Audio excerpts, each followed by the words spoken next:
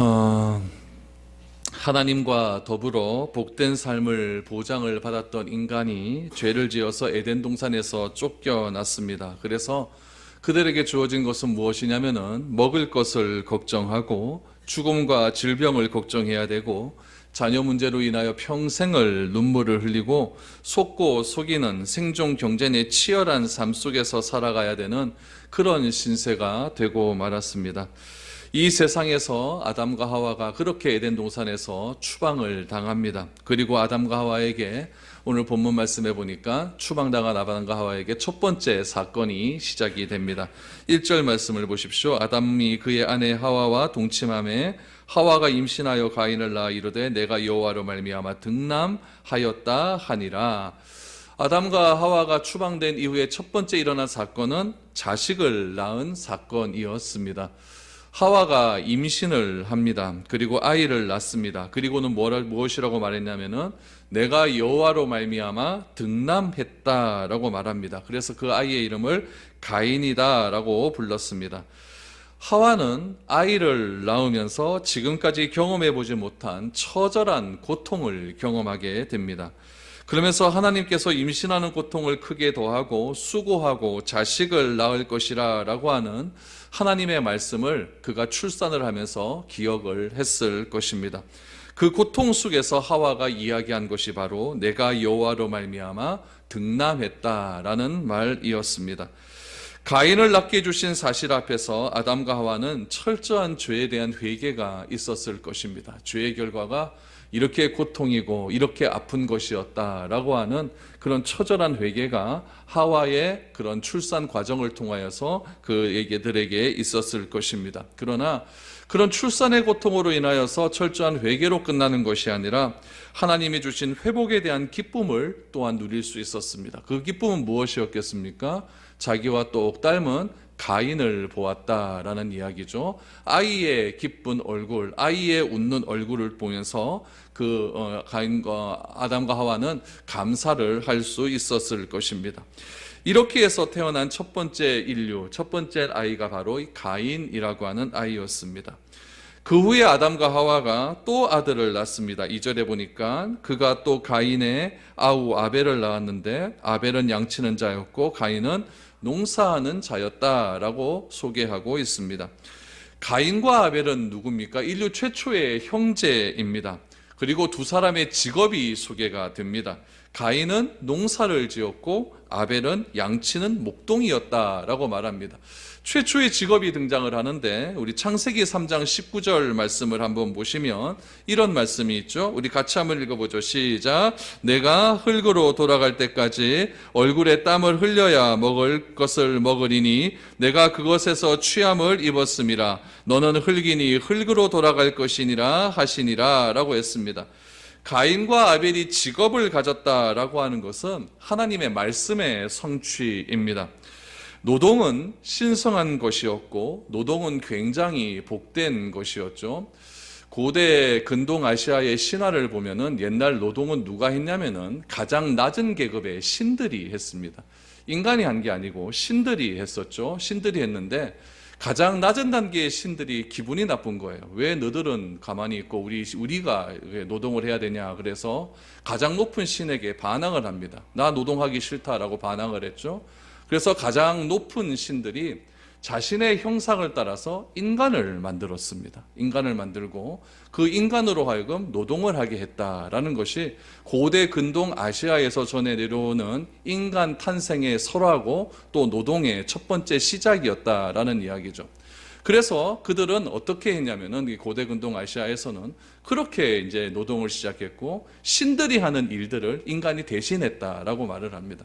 그런데 공통점은 무엇입니까? 다 신의 형상을 따라서 이렇게 인간을 창조했다라는 것이고 하나님의 우리 성경의 말씀에 보면은 하나님의 형상을 따라 창조된 이 인간들에게 하나님께서 주신 첫 번째 복이 있는데 그 복이 무엇이냐면은 노동이라는 겁니다. 그러면은 죄를 짓고 난 다음에 노동과 죄를 짓기 전에 노동에는 무슨 차이가 있겠습니까? 죄를 짓기 전에 노동은 어떤 노동이었겠습니까? 내가 땀 흘려 일한 만큼의 내가 소득을 얻게 되는데 그 소득의 결과가 다 만족스러운 겁니다. 그런데 죄를 짓고 난 이후의 노동은 어떠냐? 노동의 결과는 무엇이냐면은 뭘 해도 불만입니다. 여러분, 내가 노동을 열심히 했는데 통장에 찍힌 내 금액을 보면 만족하는 사람이 있습니까? 없습니까? 다 불만족이에요. 왜 이거밖에 안 찍히나? 왜 이거밖에 안 찍히나? 이런 식으로 해갖고 하나님께서 우리 인간에게 죄를 통하여서 주신 그 예언이 그대로 성취가 된다는 것을 보게 되는 겁니다. 내가 흙으로 돌아갈지니 얼굴에 땀을 흘려야 먹을 것을 먹겠다라고 말씀하시고, 내가 그것에서 취함을 입었다. 너는 흙이니 흙으로 돌아갈지나 라고 하는 그런 예언의 말씀처럼 가인과 아벨도 이렇게 직업을 가지게 되어서 열심히 노동하는 그런 사람이 되었다라는 이야기입니다. 하나님은 하나님이 창조하신 만물을 관리하도록 인간에게 관리권을 주셨습니다. 그러나 죄를 지은 후의 관리는 노동이 아니라 노동은 복이 아니라 부담과 고통이 되었다라는 이야기죠. 가인과 아벨이 직업으로 가졌던 목축업과 농사의 삶은 하나님이 주신 기쁨을 누리는 삶이보다는 가시를 내고 엉겅퀴를 내는 땅에서 쉼이 없도록 수고하는 그런 아주 고된 일이었다는 것을 우리는 알게 됩니다. 가인과 아벨은 어려서부터 그렇게 일을 하면서 자랐습니다. 자기만 생각하던 사람들이 자라면서 철이 들면서 우리 부모님을 생각하듯이 신앙 안에서 자란 사람은 성숙해지면서 하나님을 생각하게 되죠. 하나님을 생각한다라는 것은 이제는 하나님께 감사하는 삶을 산다라는 것이고, 그 감사의 제목으로서 제사를 드린다라는 것인데, 제사를 드린다라는 것은 하나님과의 관계를 맺는다라는 그런 의미입니다. 하나님과 맺은 관계를 통해서 예배드림은 시작이 됩니다. 사람들이 조상에게 제사를 드리고 이방인과 우상에게 제사를 드리는 이유는 무엇이냐면은 초자연적인 상대와 우리 불완전한 인류와의 그런 관계를 맺기 원하기 때문에 조상들에게 제사를 드리고 또 우상들에게 제사를 드리긴 것이죠. 인간은 외로움과 고독의 한계를 깨달을 때에 영적인 절대자를 찾게 됩니다. 아담과 하와의 자녀이었던 이 가인과 아벨도 열심히 일하면서 일한 만큼의 소득은 자기에게 들어오지 않고, 땀 흘려 수고를 했지만 그 수고한 만큼의 결과가 오지 않게 되었고, 그런 모든 것의 결과가 아버지로부터 배우게 되는 거죠. 다 죄의 결과다라는 것을 배우게 되고, 우리가 하나님을 더욱더 가까이 나가야 되는 이유가 무엇인지를 아담과 하와로부터 가인과 아벨은 그렇게 배워갔던 겁니다. 그러면서 그들이 자라나면서 철이 들기 시작하면서 하나님이 누구신지에 대해서 좀 더 자세히 알기 시작을 하는 것이죠. 3절과 5절 말씀에 보면은 어느 정도 세월이 지난 후에 가인과 아벨의 삶이 나옵니다. 3절에서 5절을 보시죠. 세월이 지난 후 가인은 땅의 소산으로 제물을 삼아 여호와께 드렸고, 아벨은 자기도 양의 첫 새끼와 그 기름으로 드렸더니 여호와께서 아벨과 그의 제물은 받으셨으나 가인과 그의 제물은 받지 아니하신지라. 가인이 몹시 분하여 안색이 변하니 라고 말합니다. 사람이 하나님께 예배를 드린다라는 것은 여러분 쉬운 일이 아닙니다. 가인과 아벨도 많은 세월이 지난 후에 비로소 자신의 일을 해서 얻은 소득의 소산물을 가지고 하나님께 제물로 드렸다라는 이야기입니다. 하나님이 인간을 창조하셨고, 창조하셨을 때에는 자기 형상대로 창조하셨기 때문에 하나님과 인간의 영적인 관계를 회복하고 싶은 것은 인간의 본성입니다. 인간은 늘 언제나 절대자를 찾게 되어 있어요. 그런데 창세기를 여러분 읽어보시면 1장과 2장에서 제사라는 말이 나옵니까? 한마디도 나오지 않습니다. 왜냐하면 매일매일 같이 그들은 하나님과 교제하는 시간을 가졌기 때문에 그렇습니다. 죄가 없는 상태였고 하나님과 좋은 관계였기 때문에 특별히 제사라는 것이 필요가 없다는 이야기죠. 그러나 3장에서 인간에게 죄가 들어온 이후로부터 하나님과 인간 사이의 관계가 단절되었고, 그 단절된 관계를 회복하기 위해서는 무엇이 필요했냐면은 제사가 필요했다라는 겁니다. 그런데 문제가 여기서 시작이 됩니다. 하나님께서 아벨과 그의 제물은 받으셨지만 가인과 그의 제물은 받지 않았다라고 말을 합니다. 오늘 우리가 읽은 창세기 4장의 말씀에 가지고는 왜 하나님이 아벨과 그의 제물은 받으셨고 가인과 그의 제물은 받지 않으셨는지에 대한 정확한 이유는 나와 있지 않습니다. 그냥 결론만 나옵니다. 아벨과 그의 제물은 받으셨고 가인과 그의 제물은 받지 않았다. 그래서 우리가 이런 이유를 많이 들었습니다. 어떤 이유를 많이 들었냐면은 아벨은 뭐로 예배를 드립니까? 양으로 예배를 드렸고 가인은 농산물로 제물을 드렸기 때문에 그 근거가 양으로 제사를 드리기 위해서는 양을 잡아야 되는데 양을 잡은 후에 피를 가지고 제사를 드렸다. 그래서 하나님께서는 아벨의 제사는 받아주셨고 가인은 곡식으로 드렸기 때문에 제사를 받아들이지 않았다라고 하는 성경에도 나와 있지 않은 이상한 근거를 들어서 아벨의 제사는 받고 가인의 제사는 받지 않았다라고 하는 그런 이야기를 많이 들어왔습니다. 그런데 이런 근거가 잘못되었다는 것은 성경을 잘 몰라서 그렇죠.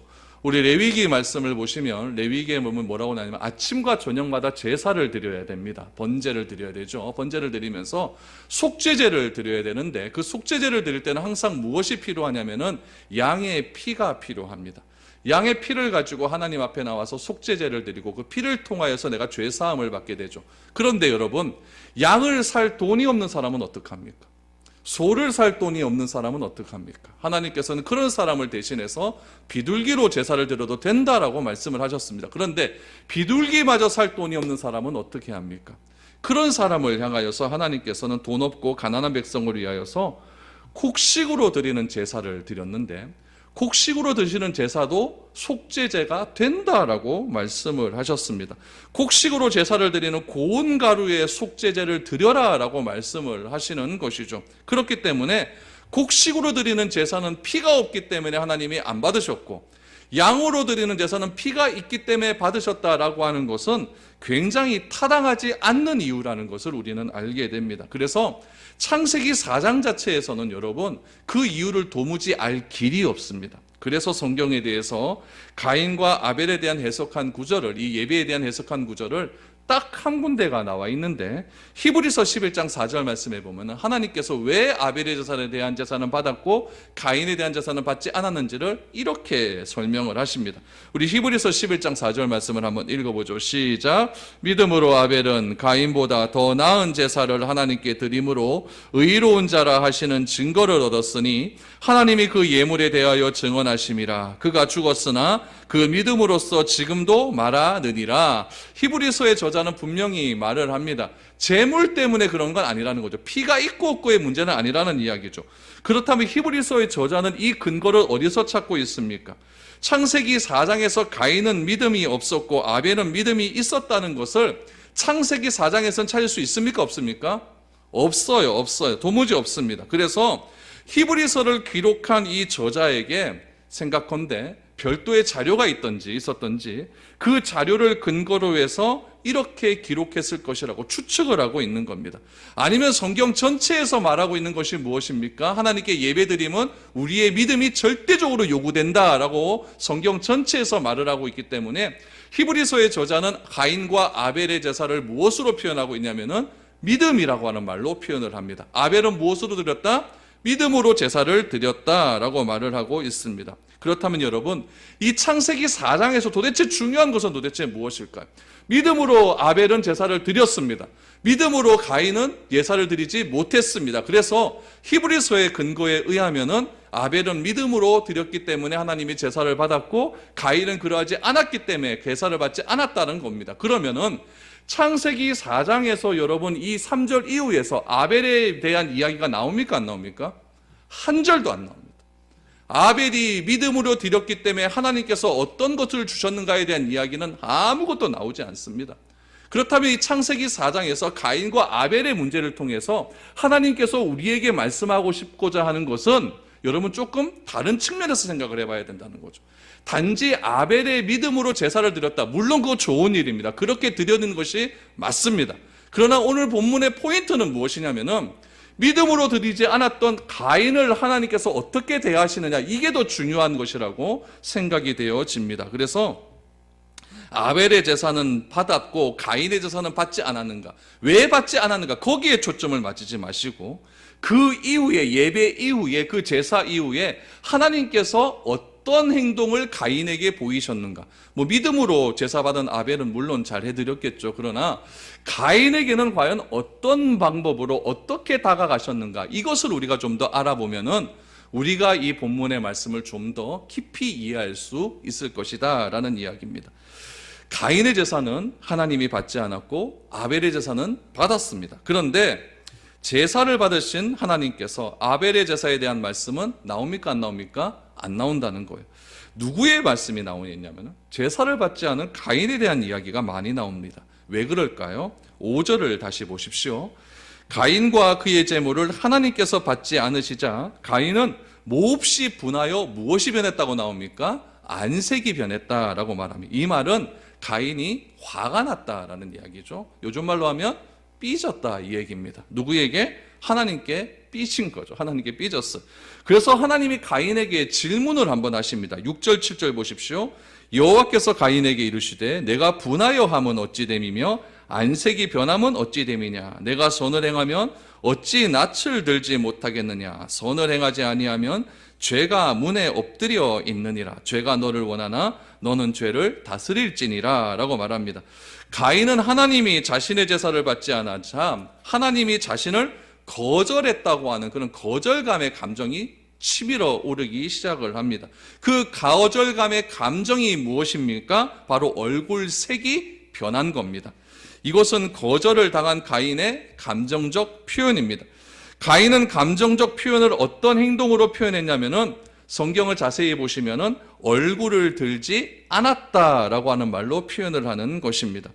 이것은 내가 다시는 하나님의 얼굴을 보지도 않겠다라는 그런 의미이죠. 여러분 우리도 그렇지 않습니까? 누군가 싸웠어요. 싸워서 감정이 조금 상합니다. 그러면은 우리는 어떻게 합니까? 다시는 내가 네 얼굴을 보나 이런 말 합니까 안 합니까? 하잖아요. 저도 그런 말 합니다. 내가 다시는 네 얼굴을 보면 내 성을 간다. 이런 얘기 많이 해요. 지금 가인의 문제는 무엇이냐면은 하나님을요 자기 수준으로 지금 끌어내리고 있다는 게 문제가 있는 거예요. 내가 하나님을 안 보면은 하나님도 나를 안 볼 것이다 라고 하는 지극히 자기중심적인 그런 지식을 가지고 하나님을 지금 판단하고 있는 겁니다. 이런 일은 여러분 사람에게나 있는 일이죠. 둘이 싸웠어요. 싸워갖고 내가 상대방에게 계속 안 좋은 감정을 말은 안 하지만 눈빛과 뭐 표현으로 쫙 보내면 그 사람이 그거를 눈치가 아예 없는 사람이 아닌 이상 압니까 모릅니까? 알아요. 그럼 그 사람도 어떻게 합니까? 니만 그렇나 내도 그렇다. 똑같이 막 쏴댑니다. 그럼 서로 관계가 되게 안 좋아가지고 눈도 안 마주칩니다. 이래 지나가다 보면 이렇게 지나가죠. 그렇죠? 그건 여러분 사람 관계에서 충분히 일어날 수 있는 그런 일입니다. 그런데 이런 사람 관계에서 일어날 수 있는 일을 지금 누구에게 적용을 시킵니까? 하나님에게 적용을 시키는 거예요. 내가 낯을 들지 않고 다니면 하나님도 날 포기하겠지. 내가 하나님 어떻게 그럴 수가 있습니까? 이런 섭섭한 감정을 하나님께 그렇게 표현을 하고 있는 거죠. 그러나 분명한 것은 무엇이냐면 하나님은 그런 분이 아니시라는 이야기예요. 하나님을 내 좁은 생각 속에 가두어 놓아서 하나님을 자꾸 속이 좁은 하나님으로 만들지 말라는 이야기예요. 하나님이 속이 좁은 하나님이었다고 한다면 가인의 제사를 안 받았어요. 그럼 그걸로 끝입니다. 끝이에요. 끝이죠. 그리고 누구만 좋아했을까요? 아벨만 사랑했겠죠. 그래서 아벨에 대한 사랑의 기사가 쫙 나왔겠죠. 아벨은 믿음으로 제사를 드렸기 때문에 내가 아벨을 사랑했다. 그래서 아벨 자손 하나님께서 복을 더하여 주셨다. 뭐 이런 이야기가 쫙 나왔겠죠. 그러나 아벨에 대한 이야기는 안 나오거든요. 누구에 대한 이야기가 나옵니까? 예배에 실패한 가인에 대한 이야기가 나온다라는 것은, 또 하나님께서 가인을 찾아가셔서 말씀하셨다는 것은, 여러분 예배에 한번 실패했다고 해서 하나님이 가인은 사람을 포기하시는 분이 아니라는 이야기예요. 이거를 잘 아셔야 되는 겁니다. 6절에서 여호와께서 가인에게 말씀하시되, 이 말씀이 중요한 거예요. 이 말씀은 하나님이 가인의 제사를 받지 않으셨음에도 불구하고 하나님과 가인과의 관계는 끝났다 안 끝났다? 안 끝났다는 것을 의미하는 거예요. 하나님께서 직접 찾아오셔서 가인에게 말씀합니다. 에덴 동산에서 아담과 하와가 범죄를 합니다. 범죄를 해서 아담이 숨습니다. 왜 숨었습니까? 하나님이 먼저 찾아오시는 거예요. 아담아 내가 어디 있느냐. 죄인된 사람이 하나님을 찾는 것이 아니라, 죄인된 사람이 하나님을 찾는 것이 아니라 범죄한 죄인을 하나님이 찾아오십니다. 찾아오셔서 아담아 내가 어디 있느냐라고 말했을 때 아담이 하는 말은 무엇입니까?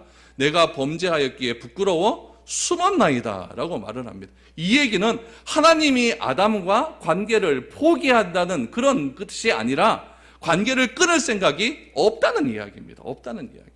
하나님이 가인을 찾아오셔서 말씀하시는 것은 무엇이냐면은, 너 한 번 제사 실패했다고 해서 너와 나와의 관계가 끝났다는 것이 아니라 어떻게 해서든지 내가 너의 마음을 돌려보겠다고 하는, 그 안색이 변하는 섭섭한 마음을 돌려보겠다고 하는 하나님의 찾아오심과 하나님의 신실하심을 우리에게 보여주고 있다는 이야기입니다. 그러면서 하나님께서 가인을 찾아오셔서 말씀합니다. 왜 화를 내냐? 왜 화를 내냐?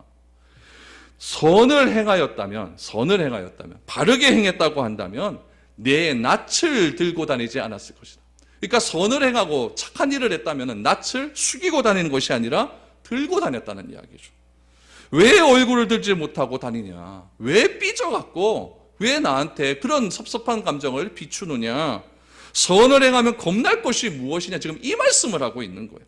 여러분, 창세기 4장에서 말하고 있는 부분은 이런 부분입니다. 우리가 살다 보면 하나님 앞에서 참 한심하게 살 때가 있어요. 있어요, 없어요? 있어요. 저도 그럴 때 정말 많습니다. 하나님 마음에 들지 않게 살 때가 너무나 많이 있고, 하나님 앞에서 참 틀린 일 할 때 굉장히 많이 있습니다. 중요한 것은 그럼에도 불구하고 하나님과 나와의 관계는 절대 끊어지지 않는다는 점입니다. 이런 우리들을 하나님이 찾아오신다는 이야기입니다. 하나님이 가인에게 말씀하시되 라는 말씀처럼 하나님이 우리 미래로 교회 성도들에게 말씀하시되 이렇게 말씀하신다는 거예요. 누구에게요? 실패하고 어려움 겪고 좌절하고 하나님 마음에 들지 않는 한심한 일을 하고서 이렇게 있다 할지라도 하나님은 그럼에도 불구하고 우리를 찾아오셔서 말씀하고 있다는 이야기입니다. 뭐 때문에요? 관계 끊고 싶지 않다는 이야기입니다. 관계 끊고 싶지 않다. 그래서 중요한 것은 여러분 그 다음입니다. 나의 어리석음을 생각하면서 이제라도 바른 삶을 살아가는 것. 오늘 6절의 말씀처럼 선을 행하는 것, 그것이 더 중요한 것이지 한 번 뭐 잘못했다고 삐져가지고 내가 하나님한테 다시는 내가 하나님을 보니 안 보니 이런 말 하는 것은 정말 잘못된 일이라는 이야기죠. 하나님이 가인에게 말씀하시는 것은 얼굴이 왜 그 모양이냐, 왜 그 모양이냐. 내가 똑바로 살면 부끄러울 것 뭐가 그렇게 문제가 되느냐, 이 이야기입니다. 내가 주일마다 예배를 드립니다. 예배 다 드리잖아요. 어떤 분들은 새벽에서 나와서 그렇게 예배를 드립니다. 수요일 날 나와서 하나님께 간절히 또 예배를 드립니다. 그런데 그 예배를 하나님이 받으셨는지 안 받으셨는지 여러분 압니까, 모릅니까? 나는 받았다고 생각하는데 하나님 안 받았다고 하면 의하려고 그럽니까? 나는 안 받으신 것 같, 안 받은 것 같이 느껴지는데 하나님은 받았다 그러면 어떡합니까? 잘 모른다는 이야기예요. 내가 예배를 드릴 때 내 마음속에 감동이 있고 내 마음속에 어떨 때는 눈물도 나고 나에게 하시는 말씀 같아서 내가 예배를 통해서 은혜를 정말 많이 받았는데, 나는 은혜를 많이 받았는데 다른 사람을 가만히 보니까 그 예배가 별로예요. 뭐 있다고 예배가 다 있노? 나가면서 이런 예배 진짜 짜증난다 이렇게 말하는 사람도 있다는 이야기입니다. 나는 은혜 받았는데 어떤 사람은 지루해서 잠만 자요. 그럴 수 있어요. 그렇기 때문에 내가 드린 예배를 하나님이 받으셨는지 안 그거 잘 모른다는 이야기예요. 그러나 중요한 것은 하나님께 책망 들은 다음에 내가 틀렸다는 것을 알게 된 후에 내가 어떻게 살아가느냐, 그게 더 중요하다는 이야기예요. 특별히 하나님께서는 가인과의 관계를 통해서, 가인과 대화하면서 이 말 나오는가 한번 찾아보십시오. 너 왜 제사를 그렇게 드렸어? 너 왜 제사를 믿음으로 드리지 않았어? 이런 말은 한마디도 하지 않습니다. 하나님이 가인에게 말하는 건 무엇이냐면 왜 너 얼굴 들리고 다니지 않느니? 내가 한번 예배 안 받았다고 해서 너 왜 감정적 표현을 그렇게밖에 표현 못하니? 이게 하나님께서 안타까우신 겁니다. 그래서 7절에서 이야기하죠. 내가 선을 행하면 어찌 낯을 들지 못하겠느냐? 선을 행하지 아니하면 죄가 문 앞에 엎드려져 있느니라. 내 죄가 너를 원하나 너는 죄를 다스릴지니라 라고 말합니다. 하나님이 가인에게 말씀하시고자 하는 핵심은 무엇이냐면은 너는 선을 행할 수 있다 없다? 있다는 이야기예요. 참된 예배를 드릴 수 있다는 이야기죠. 말씀대로 살 수 있다는 이야기예요. 하나님의 기준대로 살 수 있다는 이야기예요. 그런데 우리가 여러분 매일매일 삶 속에서 그렇게 살 수 있습니까? 잘 안 되잖아요. 아무리 마음 먹고 하나님 말씀대로 내가 한번 살아보겠다라고 내가 발버둥 쳐도 조금만 지나고 나면 넘어지고 자빠지고 난 못하겠다라고 그렇게 하나님 막 손들고 막 욕하고 막 이런 게 우리의 삶 아니겠습니까? 그런데 중요한 것은 무엇이냐면은 나는 안 되는데 누가 된다고 합니까? 하나님이 된다고 하잖아요. 내가 선을 행하면 내가 하나님 말씀대로 살 수 있는데 내가 하나님 말씀대로 살면 어찌 얼굴을 들지 못하겠느냐, 이런 말씀을 하고 있습니다. 선을 행하지 않으니까, 말씀대로 살지 않으니까, 죄가 우리의 삶의 문 앞에 있어서 죄의 영향력 안에서 우리가 벗어나지 못하고 있는 것 아니냐, 지금 하나님이 가인에게 이런 말씀을 하고 있는 거예요. 그럼 여러분, 가인이 이 말을 듣고 어떻게 해야 됩니까? 가인이 행할 일은 하나님이 한 번 예배 받지 않으셨다고 해서, 하나님이 제사 한 번 받지 않으셨다고 해서 자신의 감정이 이렇게 변하는 부족한 존재임을 깨닫고, 하나님, 저 정말 부족한 사람입니다, 이렇게 뭐 하나 때문에 감정이 이렇게 막 휘둘리는 그런 사람입니다, 하나님 저 이거밖에 안 되니까 하나님 저 좀 도와주시어서 이제 하나님 말씀대로 잘 살 수 있도록 그렇게 해주세요 하면은 모든 것이 끝나는 겁니다. 모든 것이 끝나요. 자신의 능력 없지만 하나님께서 나에게 선을 행할 수 있다고 말씀하시니까 그 말씀 믿고 나도 선을 행할 수 있도록 하나님 말씀 붙들고 한번 해보겠습니다. 하나님이 기뻐하시는 예배 나도 한번 드려보겠습니다. 그래서 좀 더 진지하게 하나님께 예배 드리고, 내가 진지하게 하나님께 나아가고, 하나님께서 마음과 목숨과 뜻을 다하여 사랑하라 하셨으니까 나도 그렇게 한번 해보도록 내가 노력 한번 해보겠습니다. 여러분, 이것이 믿음의 태도가 아니겠습니까? 그런데 가인은 어떻게 행합니까? 8절을 보십시오. 가인이 그의 아우 아벨에게 말하고 그들이 들에 있을 때에 가인이 그의 아우 아벨은 쳐 죽이니라. 7절과 8절은 시간적 차이가 있는 겁니다. 이 말씀을 들었어요. 그리고 가인이 그의 아우 아벨에게 뭐 했습니까? 말을 합니다. 여기서 말하다라는 것은 무슨 말이냐면은 자신의 상태를 아벨에게 이야기하고 상담했다는 이야기가 아닙니다. 분노에 찬 상태로 아벨을 향하여 말로 공격했다는 이야기예요. 그러니까 가인의 비교 대상은 누구였습니까? 아벨이었어요. 그래서 자기의 비교 대상인 아벨이 없어지면, 내 눈앞에 없어지면 나는 편하게 살 수 있을 것이다 라고 생각을 해서 아벨을 죽여버리는 일이 일어나고 마는 겁니다. 여러분, 우리도 늘 이런 식으로 행동을 합니다. 내가 그 상황을 피하고 거절하고 안 보는 것으로 우리의 상황을 종결시키려고 합니다. 그렇다면 내가 피하고 거절하고 안 보는 것으로 상황을 종결시키면 하나님께서도 그렇게 마무리를 할까요? 됐다, 그렇게 하자, 그렇게 모든 것 그냥 끝내자, 이렇게 하실까요? 그렇지 않습니다. 하나님이 가인이 이런 식으로 행동을 해보니까 또 찾아오십니다. 이건 아직까지 안 끊겠다는 이야기예요. 네가 아벨을 죽였다 할지라도 나는 끝까지 너를 붙들겠다, 이런 얘기예요. 9절을 보십시오. 여호와께서 가인에게 이르시되, 또 말씀하잖아요. 내 아우 아벨이 어디 있느냐? 그가 이르되 내가 알지 못하나이다. 내가 내 아우를 지키는 자이니까. 여러분, 여기서 하나님이 아벨에게 질문한 이 질문이 굉장히 중요한 질문입니다. 내 아우 아벨이 어디 있느냐? 이거는요, 나 스스로 대답하라라는 이야기예요. 나 스스로 대답하라.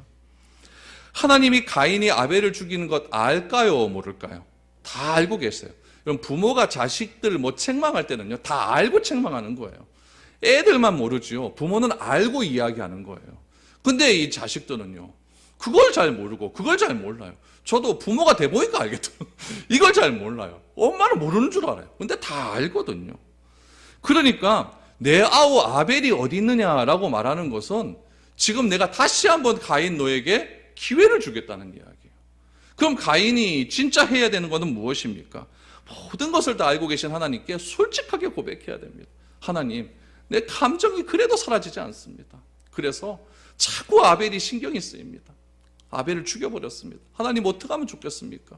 용서하여 주십시오.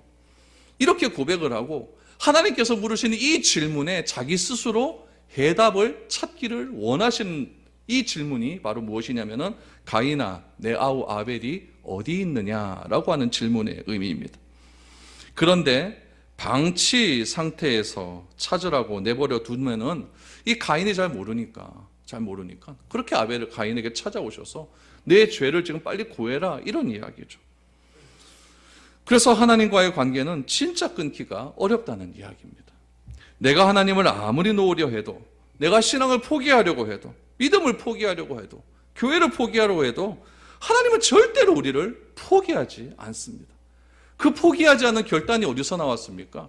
자기의 아들을 십자가에서 죽이기까지 나를 포기하지 않겠다라고 그렇게 사실로 보여주셨어요. 그 사실을 내가 믿는다고 한다면 그럼 상황에 이런 것들 때문에 내가 어떻게 하나님을 포기할 수가 있겠습니까? 그러나 그걸 잘 모르니까 현실의 문제 그거에 내가 집착을 해서 자꾸 하나님을 포기하려고 하는 거예요. 그래서 오늘 본문이 우리에게 말하고 있는 것은 아벨의 제사, 가인의 제사, 거기에 차이가 있는 것이 아니라 언제든지 하나님의 말씀을 들고 돌아오기만 하면, 진리 안으로 들어오기만 하면 괜찮다라는 것을 지금 우리에게 말씀해 주시고 있는 것이죠. 그러나 가인의 반응은 어떻습니까? 오히려 하나님께 반항을 합니다. 자신이 동생 아벨을 지키는 자이니까 이렇게 말을 하면서 이런 질문을 자신에게 하는 하나님에 대해서 대들기 시작을 하는 겁니다. 하나님, 내가 아벨을 지키는 자입니까? 이런 식으로 말을 하는 거죠. 하나님이 몰라서 묻습니까? 아닙니다. 여러분, 이 말씀은 무엇이냐면은 내 아우 아벨이 어디 있느냐라고 하는 이 말씀은 교회라고 하는 이런 한 믿음의 모임 속에서 우리가 같이 신앙생활을 한다고 한다면 사람에 대한 최소한의 관심은 가지고 있어야 된다는 이야기입니다. 그 한 사람이 왜 안 나왔는지, 그 사람이 어떤 문제를 가지고 있는지, 그런 문제도 도무지 알지 못하면서 그냥 안 나온 그 사람을 가지고 판단을 해버린다고 한다면 여러분, 이것은 우리 가인과 똑같은 이야기를 하는 거예요. 하나님이 자꾸 내 마음속에 어떤 사람에 대한 마음을 주신다라고 하는 것은 그 사람에 대한 관심을 좀 더 깊게 가지라고 하는 그런 메시지인 줄 어떻게 아시겠습니까? 어떤 사람이 어려움에 빠지거나 죄에 빠졌을 때 그가 죽을 죄를 지은 자라고 할지라도 그의 형편과 상황을 살펴주어야 할 책임이 있다는 겁니다. 끝까지 그 사람의 삶을 우리의 능력으로는 책임을 지지는 못하겠죠. 그러나 그의 형편에 따른 관심은 한 교회라고 한다면 가져야 된다는 이야기입니다. 지금 가인에게 하나님께서 질문을 하시는데 그 질문의 대상이 누굽니까? 남입니까? 아니에요. 자기 동생이에요. 자기 동생에 대한 질문을 함에도 불구하고 가인은 모른다라고 이야기를 해버리고 있습니다. 가인은 자신이 동생을 죽이고도 사실대로 말하지 않았다라는 겁니다. 10절에서 12절 보십시오. 이제 하나님께서 드디어 진노하기 시작합니다. 이르시되 내가 무엇을 하였느냐? 내 아우의 핏소리가 땅에서부터 내게 호소하느니라. 땅이 그 입을 벌려 내 손에서부터 내 아우의 피를 받았은즉 내가 땅에서 저주를 받으리니 내가 밭을 갈아도 땅이 다시는 그 효력을 내게 주지 아니할 것이요 너는 땅에서 피하며 유리하는 자가 되리라 라고 말합니다. 하나님은 가인이 아벨을 죽인 일에 대해서 말씀을 하십니다. 아우의 피의 소리가 땅에서부터 들렸다라고 말씀을 합니다. 하나님은 가인이 살인을 했음에도 불구하고 가인을 죽이지 않았습니다. 오히려 그 아우의 피가 흘렀고 그 땅이 아우의 피를 마셨기 때문에 땅은 가인을 거부하게 될 것이고 가인은 정처 없이 방황하는 삶을 살게 될 것이다 라고 가인에게 벌을 내리십니다. 결국 가인은 어떤 삶을 살게 됩니까? 땅에서 정착하지 못하고 여기저기 유리 방황하는 자가 되고 말았습니다. 그러자 가인이 이제서야 자신의 속마음을 이야기를 합니다. 진작 이야기했으면 좋겠는데 이제서야 이야기를 합니다. 13절부터 보십시오. 가인이 여호와께 아뢰되 내 죄벌이 지기가 너무 무거우니이다. 주께서 오늘 이 지면에서 나를 쫓아내시온즉 내가 주의 낯을 배웁지 못하리니 내가 땅에서 피하며 유리하는 자가 될지라. 물은 나를 만나는 자마다 나를 죽이겠나이다. 여호와께서 그에게 이르시되 그렇지 아니하다. 가인을 죽이는 자는 벌을 7배나 받으리라 하시고 가인에게 표를 주사 그를 만나는 모든 사람에게서 죽임을 면하게 하시니라 라고 말합니다. 가인이 했던 말은 딱 한마디입니다. 하나님이 나에게 주신 벌이 너무나 크다라는 이야기입니다. 견디기가 힘듭니다라는 이야기죠. 그러면서 자신이 유리 방황을 할 때 다른 사람이 나를 죽이면 어떻게 하겠느냐라고 이야기를 합니다. 그래서 하나님께서는 가인이 다른 곳에 가서도 죽임을 당하지 않도록 가인에게 표시를 하나 주었습니다. 그 표시가 뭔지는 잘 모르겠습니다. 표시를 주었습니다. 이렇게 해서 가인은 죽임을 당하는 대신에 끝없이 방황하는 삶을 살게 됩니다. 여러분, 때때로 하나님이 우리가 드리는 예배를 왜 받지 않으셨는지 알 길은 없습니다. 왜 받으셨는지 그것도 알 길은 없습니다. 우리가 해야 할 일은 무엇인가? 히브리서 11장 4절의 말씀처럼 믿음으로 하나님께 드리는 일밖에 없습니다. 그래서 내 마음과 정성과 뜻을 다하여서 주 너의 하나님을 사랑하는 마음으로 그렇게 예배드리는 길밖에 없습니다. 혹시 내가 드린 예배를 받지 않으신 이유를 내가 알게 되었다라고 한다면 여러분 회개하고 새로운 길로 걸어가면 됩니다. 그게 다입니다. 문제는 내가 틀린 것을 알았음에도 불구하고 여러분 그 다음의 삶을 자꾸 틀린 쪽의 삶으로만 지속해서 간다면 거기서 문제가 자꾸 나온다는 이야기예요. 하나님이 안 받으시는 제사를 드린 가인이 그 다음의 삶을 잘못된 선택을 했기 때문에 그의 인생은 유리 방황하는 인생이 되었습니다. 아무리 노동을 해도 그 노동에 대한 정당한 대가를 받지 못하는 그런 인생이 되고 말았다는 이야기입니다. 오늘 2019년 마지막 주일입니다. 마지막 주일 설교를 준비하면서 도대체 뭘 해야 되는가 고민을 굉장히 많이 했습니다. 그러다가 예배에 대한 말씀을 다시 한번 여러분들에게 드려봐야겠다라고 생각을 한 겁니다. 올 한 해를 한번 되돌아보십시오. 얼마만큼 많은 예배를 드렸습니까? 주일 예배 한 번도 빠지지 않았다면 104번의 주일 오후 예배를 드린 겁니다. 수요 예배도 한 번도 빠지지 않았다고 한다면 여러분 몇 번이면 156번의 예배입니다. 얼마나 많은 예배를 드렸습니까? 그 예배 중에 내가 하나님께 온전히 드렸다고 생각하는 예배는 몇 번입니까? 온전히 내가 드리지 못했다고 생각하는 예배는 얼마나 됩니까? 하나님은 그게 중요한 것이 아닙니다. 그 다음의 삶이 중요합니다. 내가 바른 예배를 드리지 못했다 할지라도 내 머릿속에 자꾸 뭘 해야 되는데 어떤 계약을 해야 되는데 회사 일이 있는데 그런 일이 가득 차서 예배에 집중하지 못했기 때문에 내가 하나님께 바르게 예배를 드리지 못했다 할지라도 여러분 그 다음이 중요합니다. 하나님은 찾아오십니다. 가인아 너 왜 그렇게 얼굴을 땅에 메고 사니? 너 선을 행할 수 있잖아. 선을 행할 수 있으니까 얼굴 딱 들고 하나님과 나와 얼굴을 맞대면 하면서 그렇게 살아가지 않겠니? 그게 하나님께서 오늘 본문을 통해서 우리에게 주시는 말씀입니다.